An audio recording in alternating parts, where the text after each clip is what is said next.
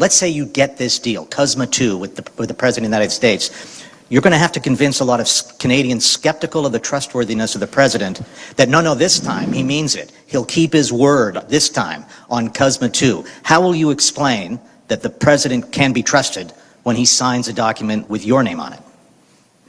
Thank you.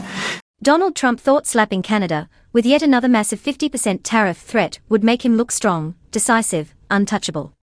But what if this time, something very different happened? What if instead of fear, it sparked unity? What if instead of pressure working, it actually backfired? Because that's exactly what unfolded. In a high-stakes moment that's now gaining global attention, Canada didn't fracture, it locked arms.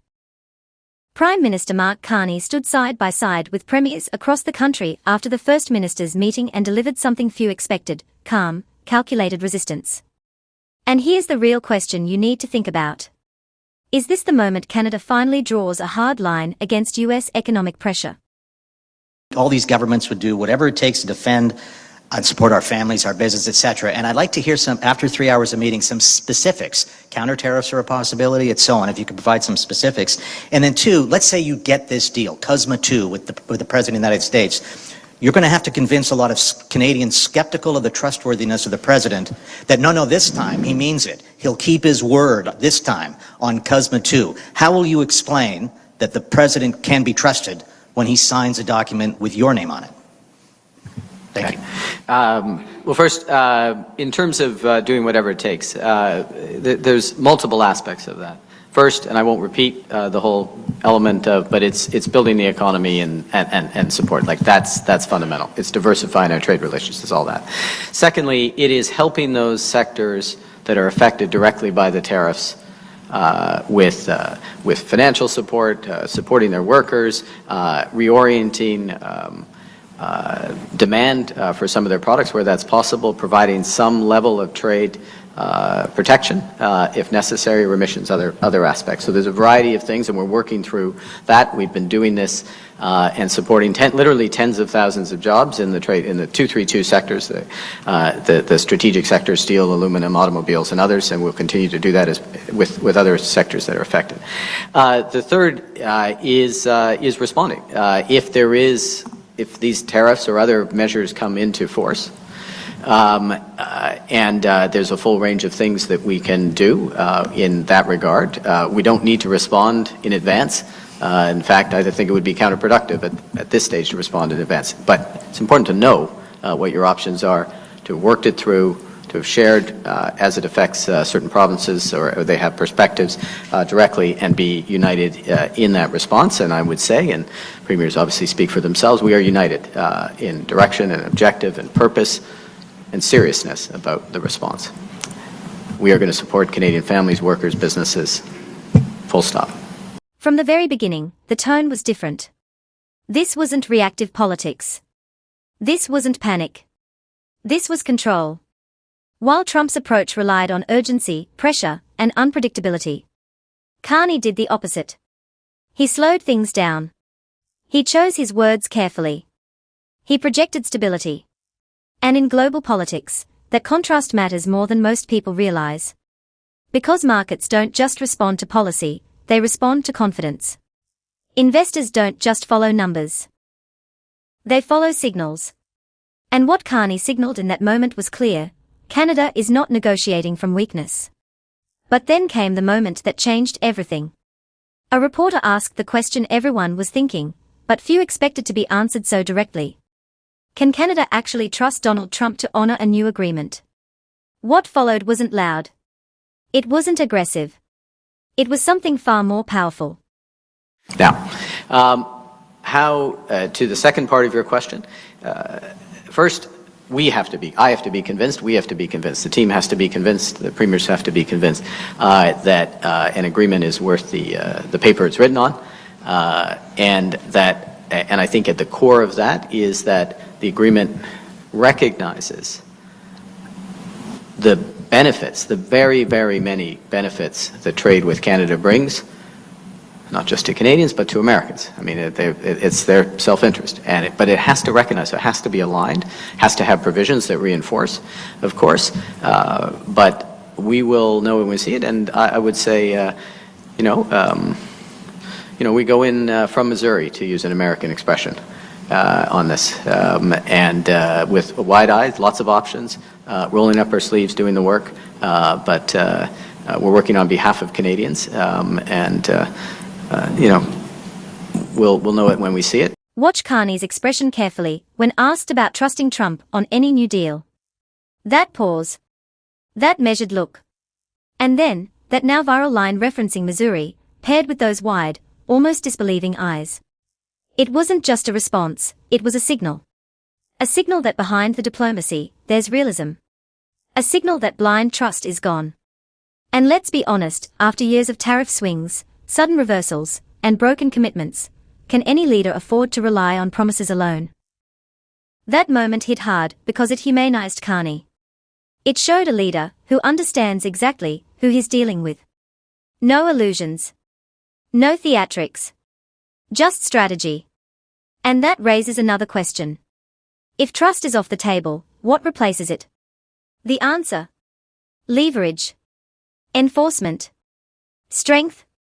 Carney made it clear, any future agreement won't just be about signatures. It will be about guarantees. Systems. Mechanisms that actually hold up under pressure. Because in this kind of negotiation, words are cheap. Enforcement is everything. Then came another critical turning point. Trump's 30-day deadline. Now think about this, deadlines in negotiations are rarely neutral. They are tools. Pressure tactics designed to force rush decisions. And Trump has used them before. So how did Carney respond? Did he rush? Did he panic? Did he bend? Not even close. This is a question for the Prime Minister.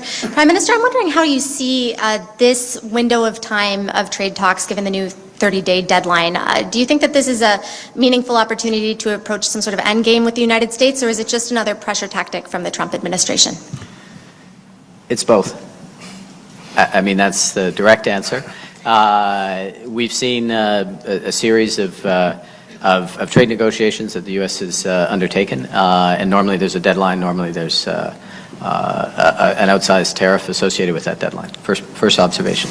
The second thing is that I would say that in our interactions this week with various levels of the U.S. administration, mine with the President, Minister LeBlanc, with his counterpart, Madame Charette, with hers, other officials, that there's a level of engagement and a breadth of engagement that reflects the seriousness of the trade relationship and the breadth of the issues.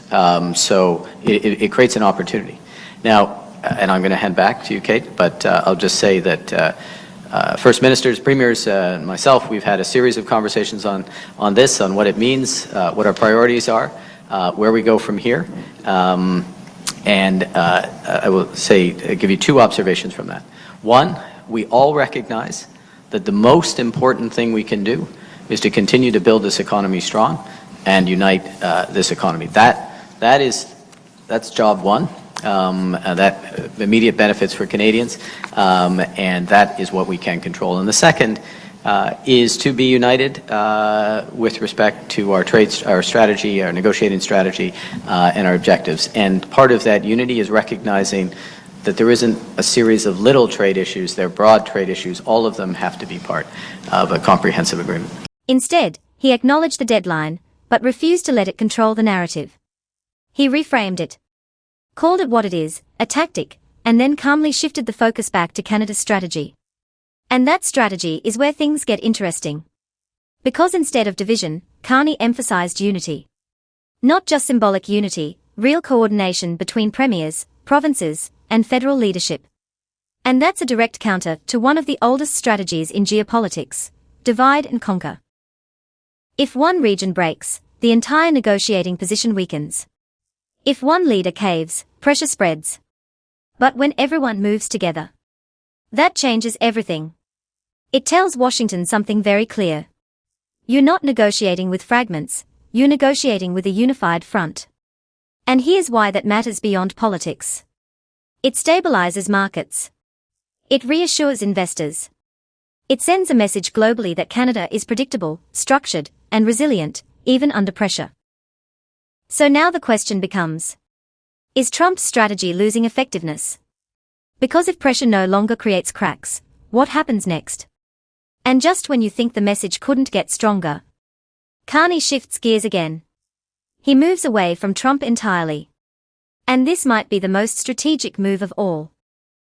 We are intensifying our negotiations with the United States in pursuit of a comprehensive agreement that addresses all tariff-related sectors.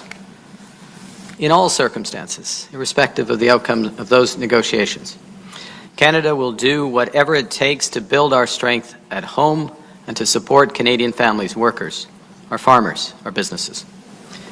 We're ready. We're ready because we have been focusing on what we can control. And that's building our strength at home, buying Canadian, backing Canadian workers, building Canadians. That's the resolve of Canadians. That's the foundation on which we're building. We're a reliable partner in a world that's anything but. So we're diversifying our partnerships abroad. The First Ministers at this table have been central to that effort. Provincial premiers have led more than 50 trade missions since we last met in person in January, and over 130 since I became Prime Minister. Our government, the federal government, has signed more than 20 new economic and security partnerships because Canada has what the world wants, and Canada believes in the benefits of free and fair trade. We're also ready because of what we know in our bones, that our unity is our greatest strength and our destiny is in our hands. It was a message. A message to the United States. A message to global markets. And maybe most importantly, a message to Canadians themselves. Canada is done absorbing pressure without response. Canada is ready to push back. Donald Trump launched another tariff escalation expecting compliance. Instead, he triggered something far more dangerous, coordinated resistance backed by strategy. Carney and the premiers didn't just respond, they redefined the playing field. And now the world is watching. Because if Canada holds this line, it could change how middle powers respond to economic pressure everywhere. So here's the real question I want you to think about. Is this just a trade dispute? Or is this the beginning of a new global playbook against economic intimidation? Let me know what you think. And if you believe in strong leadership, smart strategy, and standing up to pressure, don't just watch this, be part of the conversation. Hit like, subscribe, and share this video everywhere so more people understand what's really happening behind the headlines. Because this story, it's just getting started.